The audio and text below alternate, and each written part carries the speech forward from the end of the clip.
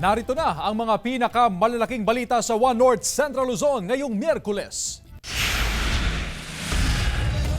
Isang sangguniang bayan member sa Arayat, Pampanga, pinagbabaril, patay.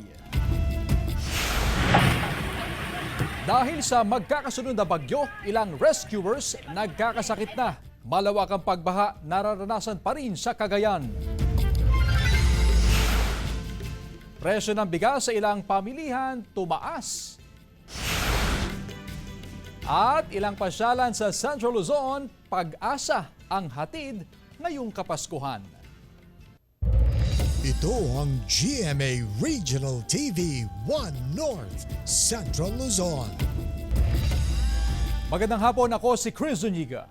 Mga kapuso, umpisa natin ang balitaan hinggil sa presyo ng mga pangunahing bilihin matapos ang sunod-sunod na pananalasa ng bagyo. Presyo ng bigas sa ilang pamilihan sa Dagupan City tumaas ng 2 piso kada kilo. May live report si Claire Lacanilaw Dungka. Claire? Chris, dinadagdagan na ng ilang negosyante ang kanilang ino-order o kinukuhang bigas sa kanilang supplier dahil pahirapan ang pagkuha ng supply dahil sa sunod-sunod na nararanasang bagyo at inaasahan din na tataas pa ang presyo nito sa merkado. Tumaas ng 2 pesos ang kada kilo ng bigas sa ilang pamilihan sa Dagupan City. Nasa 48 pesos ang kada kilo ng regular milled rice na dating nasa 46 pesos. Habang nasa 52 pesos ang kada kilo ng well-milled rice na dating nasa 50 pesos. Ang ilang rice retailers, dinamihan ng order ng supply ng bigas mula sa kanilang supplier. Inaasahan daw kasi natataas pa ang presyo ng bigas bunsod ng sunod-sunod na bagyo. Tumaas, ma'am. Dahil sa bagyo-bagyo, ma'am. Tumaas ng 50 pesos, ma'am, yung per sack namin. Hindi maganda. Dahil mahirap ang buhay. Ngunit ayon sa Sinag, nakatakda raw bumaba ang presyo ng bigas sa merkado. Posibleng umabot sa 45 pesos ang kada kilo ng regular milled rice, habang 50 pesos ang presyo ng well-milled rice. Tiniyak naman ng Sinag ang matatag na supply ng bigas hanggang sa buwan ng Marso. Maraming tayo supply, local and imported. Sa ngayon, ang estimate namin aabot ng March ang stocks natin. Chris, dito sa Mangaldan Public Market, ayon sa ilang negosyante, ay stable pa naman ang presyo ng bigas dito sa ilang pamilihan ng bigas. At samantala, Chris, ay price check muna tayo sa ilang presyo ng pangunahing bilihin tulad ng mantika na nasa 90 pesos to 110 pesos ang kada litro, ang asukal nasa 75 to 80 pesos ang kada kilo, ang sibuyas nasa 80 pesos to 100 pesos ang kada kilo, ang bawang nasa 160 pesos ang kada kilo, ang luya ay nasa 140 to 150 pesos ang kada kilo, ang paminta nasa 140 pesos ang 1/4, at ang siling pula ay nasa 60 pesos ang kada kilo at ang siling haba ay nasa 280 pesos ang kada kilo. Ang itlog naman ay umaabot sa 7 pesos hanggang 9 pesos ang kada piraso. Ang presyo ng bigas dito ay umaabot sa 48 pesos ang kada kilo sa regular milled rice, habang sa well-milled rice ay umaabot sa 50 pesos ang kada kilo. At yan muna ang latest dito sa Mangaldan Public Market. Chris. Maraming salamat, Claire Lacanilaw Dungka. Samantala, isang SB member sa Arayat, Pampanga ang patay matapos na pagbabarilin ng mga hindi pa nakikilalang sospek. Nakalerto CJ Turida.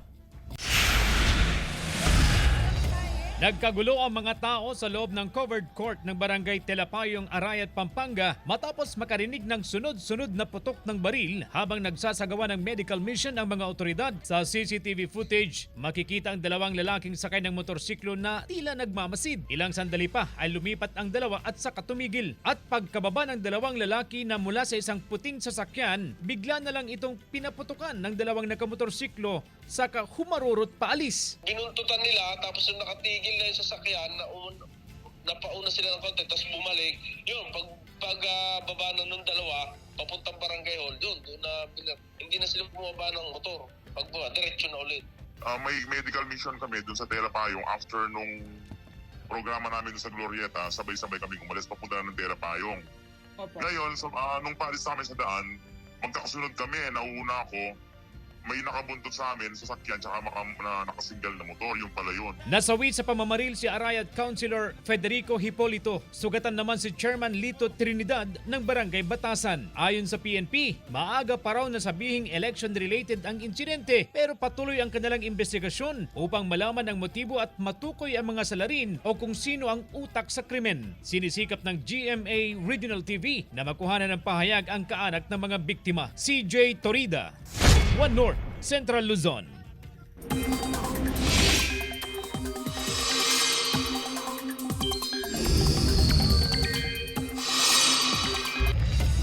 Mga kapuso, patuloy na ang paglapit sa Luzon ng bagyong Ophel kaya nagtaas na ng wind signals ang Pag-asa. Signal number 2 sa eastern portion ng mainland Cagayan at eastern portion ng Isabela. Signal number 1 naman sa Batanes, Babuyan Islands, natitirang bahagi ng mainland Cagayan, natitirang bahagi ng Isabela, Quirino, Nueva Vizcaya, Apayao, Kalinga, Abra, Mountain Province, eastern portion ng Ifugao, Ilocos Norte at northern portion ng Aurora. Ayon sa Pag-asa, posibleng tumama ang bagyong Ophel sa eastern coast ng Cagayan o Isabela bukas ng hapon. Saka nito tatawirin ang Luzon Strait sa Biyernes. Base naman sa datos sa Metro Weather, may tsansa na ulan sa ilang bahagi ng Ilocos Provinces, Abra, La Union, Benguet, Pangasinan, Zambales, Bataan, Tarlac, Isabela, Cagayan, Nueva Ecija, Bulacan at Babuyan Islands. Posible rin ang ulan sa iba pang bahagi ng bansa. Samantala, posibleng bukas naman pumasok ang isa pang bagyo na papangalan ng Pepito. Sa initial forecast track ng Pag-asa, posibleng tumbukin ito ang Eastern Visayas o Bicol region bago umangat sa may Central Luzon. Pwede pang magbago ang direksyon nito sa mga susunod na araw. Dahil sa magkakasunod na bagyo, ilang rescuers sa Cagayan nagkakasakit na. Nakatutok live si Jasmine Gabriel Galban. Jasmine? Chris, matapos na manalasa ang bagyong Nika na nagpapabaha ngayon sa ilang lugar sa probinsya ng Cagayan, ay naghahanda naman ang iba't ibang LGUs, ganoon din ang provincial government sa posibleng epekto ng bagyong Ophel. Sa loob lamang ng mahigit isang buwan, 5 beses na nagpabalik-balik sa evacuation center si Aling Arlene kasama ang kanyang 5 anak mula sa Tuguegarao City. Nagsimula ito nang manalasa ang bagyong Julian na nasundan ng bagyong Christine, sumunod ang bagyong Leon, bagyong Marce at bagyong Nika. Nung unay kasama pa ang kanilang mga gamit sa bahay na dinadala sa evacuation center. Pero ngayon, 3 bag ng damit, 1 electric fan at mga banig, unan at kumot na lang ang kanyang dinala dahil na rin sa matinding pagod sa pagpapabalik-balik sa evacuation center. Ganun talaga ma'am, wala kaming magagawa kasi yun talaga ang tinitirahan namin kasi ma'am talagang mababa po ma'am. Matinding pagod na rin ang nararamdaman ni Anthony sa sunod-sunod na pananalasa ng bagyo sa probinsya. Halos 1 linggo na rin daw siya na hindi nakakatulog ng maayos dahil sa kakamonitor sa pagdating ng baha. Simula pa nang tumama ang bagyong Marce na sinundan ng bagyong Nika at ngayon susundan pa ng bagyong Ophel. Kaya naman nagtayo na siya ng tent sa gilid ng kalsada. Inilagay na rito ang kanilang mga gamit. Sa tabi nito, ipinwesto na rin niya ang mga alagang baboy at aso. Kasi puyat ng kahoy namin, pagod, walang tulog. Tapos magbuhat kami ng gamit namin sa bahay kasi binabaha kami palagi. Bukod kay Anthony, kanya-kanyang tayo na rin ang tent ang mga residente sa Barangay Bacolod sa bayan ng Alcala bilang paghahanda sa bagyong Ophel na hindi pinayagan ng LGU. Delikado raw para sa mga residente ang magtayo ng tent sa gilid ng kalsada. Kaya inabisuan sila ng otoridad na lumipat sa evacuation center. Tatanggalin na natin yan mamayang hapon kasi kaya pinaghahanda na natin sila. Kasi kailangan maklear na natin to tapos mai-safety na natin sila dun sa...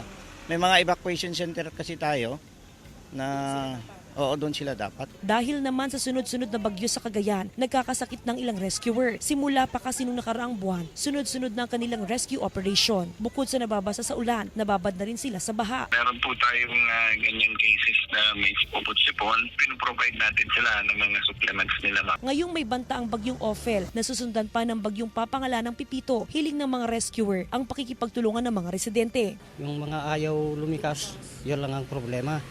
Pagkatapos ay pag ano na yung bagyo, Pag lumakas na yung bagyo, saka sila magpa-rescue. Hindi pa man tumatama ang bagyong Ophel, lubog pa rin sa baha ang maraming bahay, kalsada at tulay sa Cagayan. Bahagya nang humupa ang baha dito sa Barangay Sentro 10 sa Tuguegarao City. Maganda na rin po ang panahon at umaasa ang mga residente na unti-unti nang huhupa ang baha dito sa lugar. Pero sa kabila niyan ay hindi na muna pauuwiin pa sa mga bahay ang mga evacuee dahil sa nagbabadya po na epekto naman ng bagyong Ophel dito ho sa lugar. Sa mga oras na ito ay lubog pa rin po sa baha ang karamihan sa mga bahay at mga stalls dito ho sa lugar. Sa ngayon, aabot na sa mahigit 25,000 individual ang nasa mga evacuation center. Chris, ayon sa Pag-asa, ngayong gabi hanggang bukas ng umaga ay inaasahang maramdaman ng epekto ng bagyong Ophel. Pinag-iingat na yung mga residenteng nakatira sa coastal area sa banta ng storm surge. Samantala, dito naman sa bayan ng Santa Ana ay pinapalikas na ng lokal na pamahalaan ng mga residenteng nakatira malapit sa dagat. Chris? Maraming salamat at ingat kayo. Jasmine Gabriel Galban. Samantala, ika-128 birth anniversary ni dating House Speaker Eugenio Perez Sr. ginunita ng mga Pangasinense. Narito ang report.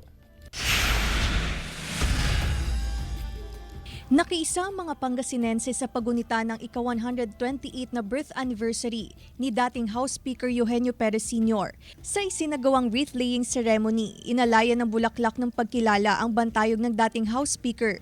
Ipinanganak si dating House Speaker Eugenio Perez Sr. noong November 13, 1896 sa San Carlos City, Pangasinan. Naging House Speaker si Perez simula noong 1946 hanggang 1953. Siya ang naging daan upang formal na maitatag ang Dagupan bilang isang lungsod noong June 20, 1947.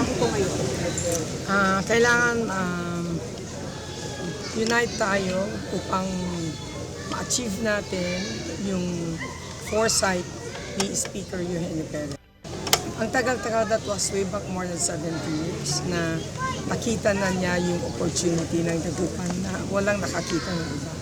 That's why he declared it as a chartered city.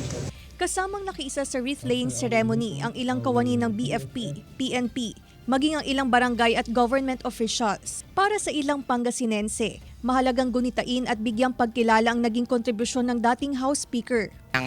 Kailangan na magkaisa for the good sake para sa lahat po. Tayo na ho yung generation ngayon na dapat gawin natin lahat. At siya po ang magiging guide po natin para gumawa ng kabutihan para sa Dagupan. Kasama si Henry Dominsil, Claire Lacanilaw Dungka, One North Central Luzon. Ito ang GMA Regional TV 1 North Central Luzon.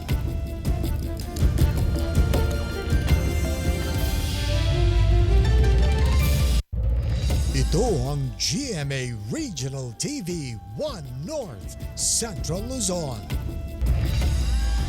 Patuloy na nagpapakawala ng tubig ang ilang dam sa Hilagang Luzon. Kabilang dyan ang Ambuklaw at Binga Dam sa Benguet.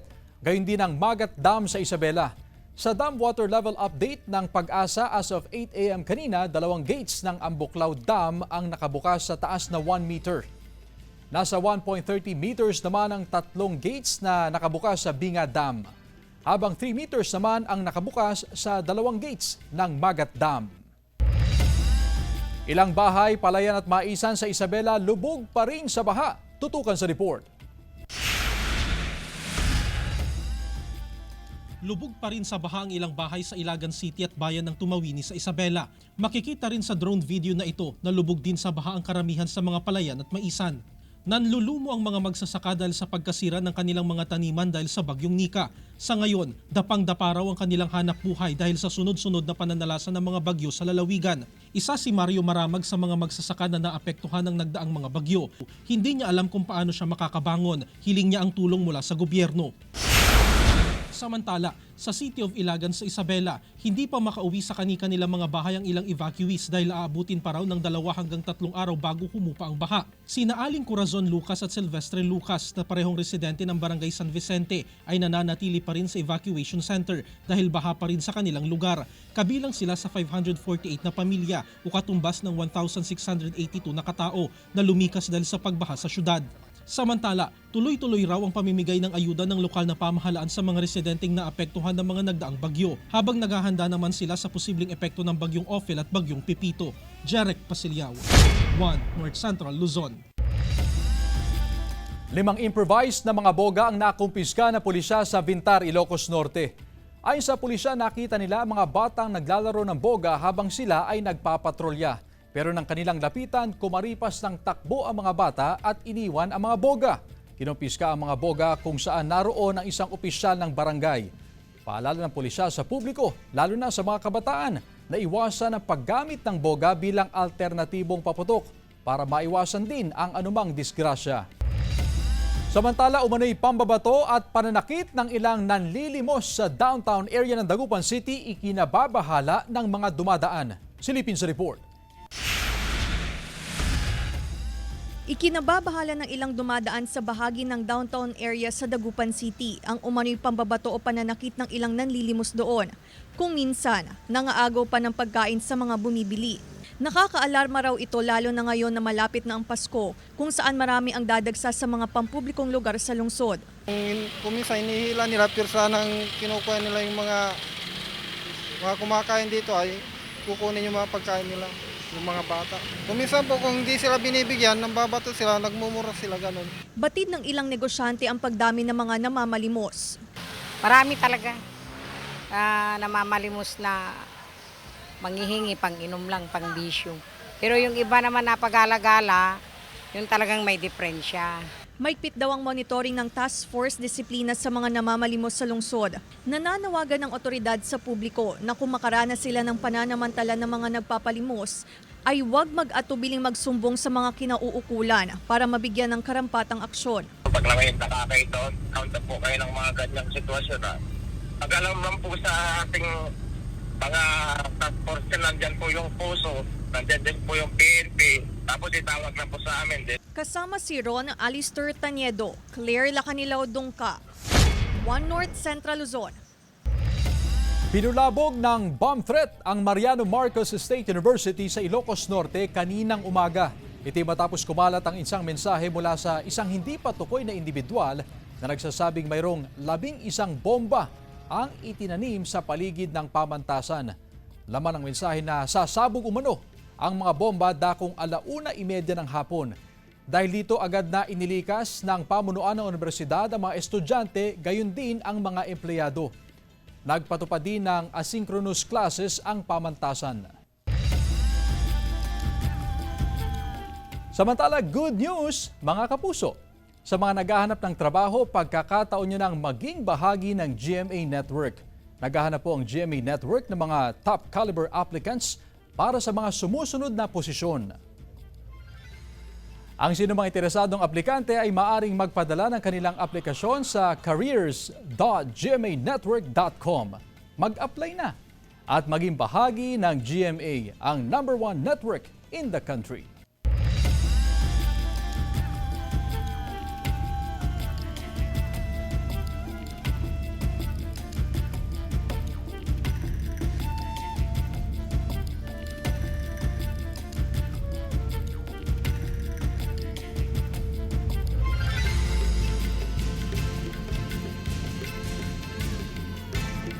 Ito ang GMA Regional TV 1 North Central Luzon.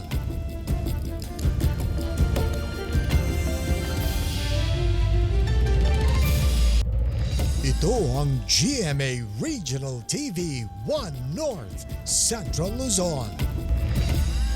Sa nakatakdang mandatory na pagsusuot ng life vest sa mga sumasakay ng motorized bangka, inabisuhan na ang mga motorboat operator upang mag-comply sa kautusan sa Dagupan City. Para nito ng Philippine Coast Guard na matiyak ang kaligtasan ng mga pasahero sa pagsakay ng bangka. Patuloy naman ang koordinasyon ng lokal na pamahalaan sa Philippine Coast Guard para sa mandatory na pagsusuot ng life jacket. Tiniyak naman ng Dagupan City LGU ang procurement para sa life vest na ipapamahagi sa mga motorized bangka operator sa lungsod. Pekeng pera modus, mahigpit na binabantayan ng otoridad ngayong nalalapit na ang Kapaskuhan. Narito ang report.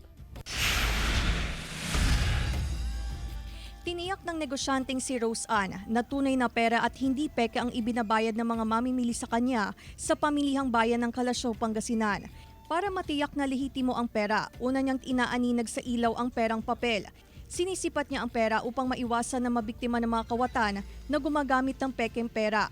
Mahirap na raw ang mabiktima, lalo na ngayong holiday season kung saan dagsa ang mga mamimili. Siyempre, chine-check po namin yung 1,000 or 500 bago namin pera. Kunwari, itatapat namin sa ilaw kung meron siyang 1,000 na nakaukit sa gilid, ganon. Dahil madalas na mambiktima ang mga kawatan lalo na ngayong holiday season, pinaigting ng otoridad ang pagbabantay sa pamilihang bayan. Patuloy ang paalala sa publiko na maging alerto at mapagmatsyag para hindi mabiktima ng anumang modus operandi. I-check ang kanilang mga tinatanggap na pera dahil syempre masakit din sa bulsa nila yon kung mapipeke man ng matanggap nila na mga pera dito sa kanilang mga tinda.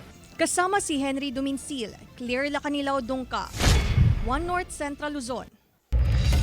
Arestado ang 3 hinihinalang tulak ng ilegal na droga at 4 na mga umano'y parokyano nito sa operasyon ng pulisya at PIDEA sa San Leonardo, Nueva Ecija bandang alas 5 ng hapon kahapon, November 12.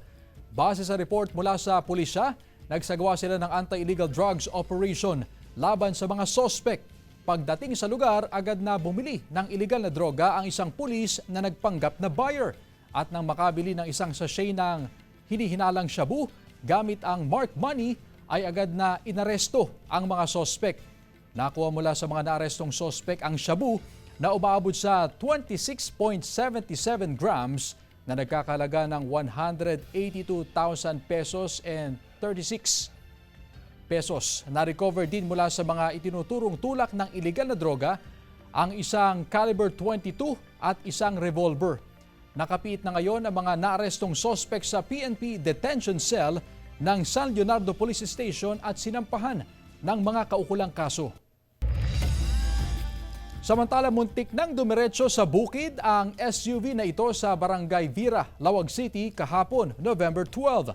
Isang lalaki ang nagmamaneho ng sasakyan at nakaramdam daw ito ng pagkahilo kaya nawala ng kontrol sa manibela. Nakaligtas at nasa maayos ng kondisyon ng driver at mabuti na lang daw at nakasilbet ito habang nagmamaneho. Agad naman na naiahon ang sasakyan sa kalsada. Mahigit sa 200 na vintage camera, koleksyon ng isang 47 anyos na lalaki sa Pugo, La Union. Silipin sa report. Mga vintage camera mula noong 1910 hanggang 1915 ang ilan sa mga koleksyon ng photographer at artist na si Clinton Anibersaryo mula Barangay Palina, Pugo, La Union. Nagsimula ang kanyang hilig sa photography noong 2004 hanggang sa nagsimula siyang mangolekta ng mga lumang kamera. Ang kanyang koleksyon umabot na sa 260 vintage cameras. Halos lahat ng kanyang koleksyon maaari pang gamitin. Mga 2012 siguro yun. Serious. Pero 2004, nag-start na ako nag-shoot. Pero 2012, naging serious collector na ako. Doon, yung mga camera na nakikita nyo dito, galing sa mga kaibigan, binibili ko pag nasa abroad sila. Ipinakita rin sa news team ang darkroom kung saan mano-mano niyang dinidevelop o piniprint ang mga nakukuhang larawan mula sa vintage camera. Kaya mahalaga siya dahil mas tumatagal yung picture pag na-develop sa darkroom sa silver gelatin na papel. Kaya kahit na mabasa siya. Ang bawat larawan daw may sariling kwento. Pinatatatag lang ito at pinagtitibay sa paggulong ng panahon. Nagkli-clear ng mind pag pumapasok ako dito sa museum na nare-relax ako sa energy ng mga camera. Kasama si Ron Alister Taniedo, Claire Lacanilao Dungka, One North Central Luzon. 150 feet na Christmas tree, giant Ferris wheel at Christmas tunnel pinailawan sa Gapan City. Tunghayan sa report.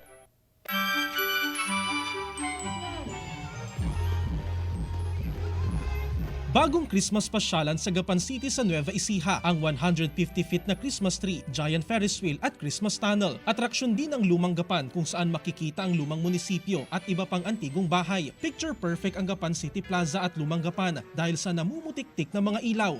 May life-size Belin din. Sa mga mahilig naman sa pagkain, may night market sa paligid ng Gapan City Plaza kung saan pwedeng mag-food trip. Ayon sa lokal na pamahalaan, karamihan sa mga ginamit na materyales sa mga dekorasyong Pampasko ay recycled materials at hindi sila gumastos ng malaki. Samantala, sa tinaguriang Christmas capital of the Philippines sa syudad ng San Fernando sa Pampanga, ramdam na ramdam ang nalalapit na Kapaskuhan. Nilevel up ang dekorasyon sa mga pasyalan, gaya na lang sa parke na ito. Agaw atensyon dito ang malaking lantern na ito, nagawa mismo sa mga kilalang lantern maker sa syudad. Binihisan din ng mga malalaking parol ang mga post lights. At kung bet mo namang bumili ng parol, don't worry, dahil maraming choices sa kanilang parol market. Satisfy your cravings at magtambay with friends sa kanilang Paskuhan market at food bazaar. May ibang activities din sa park tulad ng photo booth, pedway go-karts at kalesa rides para lubusang ma-enjoy ang bonding experience kasama ang pamilya. Libre ang pagpunta sa park mula 5 p.m. hanggang 11 p.m. Jarek Pasiliao, 1 North Central, Luzon. Mga kapuso, 42 days na lang, Pasko na.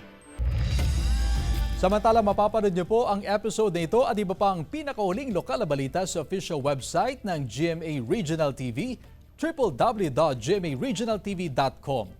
Pwede rin kayong bumisita sa aming official YouTube channel, GMA Regional TV, at i-click ang subscribe button para sa pinaka-maiinit na balita mula sa mga rehiyon.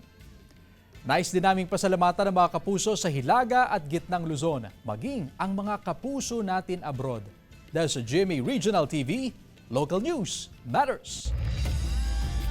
At yan ang mga pinakamalaki at pinakahuling balita sa Hilaga at Gitnang Luzon. Maraming salamat sa pagsama sa amin pati na ang mga kapuso sa ibang bansa na tumutok sa mga balita sa rehiyon. Ako po si Chris Zuniga. Kami ang GMA Regional TV, 1 North Central Luzon. Buong puwersa para sa mas malaking misyon at mas malawak na paglilingkod sa bayan.